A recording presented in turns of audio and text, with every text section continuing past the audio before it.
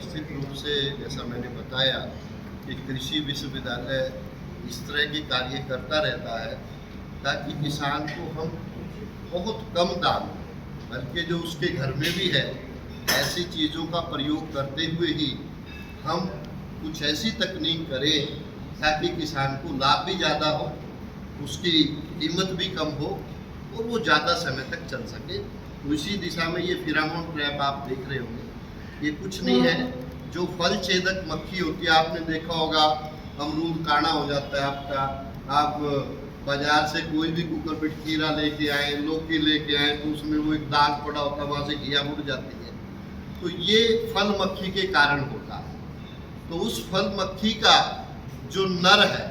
इसके अंदर आप देख रहे होंगे ये सेप्टा है, एक आप लकड़ी का एक जो टुकड़ा आप इसमें बीच में देख रहे हैं, इसमें जो है हम जो फेरोमोन्स है वो डाल देते हैं, उससे इसको सैचुरेट कर देते हैं और वो उसकी गंध के कारण ये सुराख आप इसमें देख पा रहे होंगे, इन सुराख से वो अंदर चला जाता है ये सोचते हुए कि इसके अंदर मादा है, लेकिन वास्तव में मादा नहीं है बल्कि ये सेप्टा है। और उसी के कारण जब नर जो है वो इसके अंदर चला जाता है तो निश्चित रूप से प्रजनन क्षमता और वो आगे मेटिंग नहीं कर पाएगा, तो कीड़ा आगे नहीं बढ़ेगा। तो सबसे पहली बात उसकी पहचान हमें पता लग जाता है कि ये कीड़ा अभी आ गया है। यदि वो थ्रेशोल्ड से कम है तो छिड़काव की कोई आवश्यकता नहीं पड़ेगी। दूसरी बात, उसकी संख्या तो अपने आप ही कम हो जाएगी और हमें नुकसान भी कम होगा। इसकी कीमत जो है वो केवल 130 रुपये हमने रखी है और जो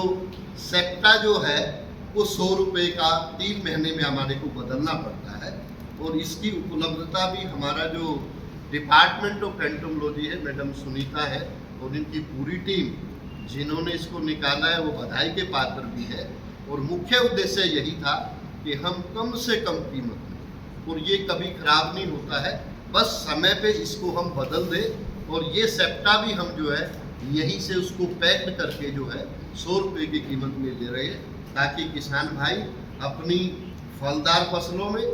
और जितने भी कुकुरबिट्स हैं जहाँ फल मक्खी का प्रकोप होता है उसको बड़े कम दाम पे काफ़ी मात्रा में कम कर सकते हैं। इससे हमारा एक तरफ जो हम रसायन मुक्त खेती की बात करते हैं, हम प्राकृतिक खेती की बात करते हैं और हमें शुद्ध वेजिटेबल्स और फ्रूट प्राप्त हो, उस दिशा में एक सकारात्मक कदम है। और इससे किसान का खर्च भी कम लगेगा, आय भी बढ़ेगी। और 1 एकड़ में ये 14 से 16 जो है हम इनकी सिफारिश करते हैं, इतनी मात्रा में लगा दें तो हमारा अच्छे से इसके दुष्प्रभाव से बचा जा सकता है। तो ये भी एक तकनीक विश्वविद्यालय के द्वारा निकाली गई है, मैं आपके माध्यम से। और निश्चित रूप से जैसा मैंने कहा कि जो हम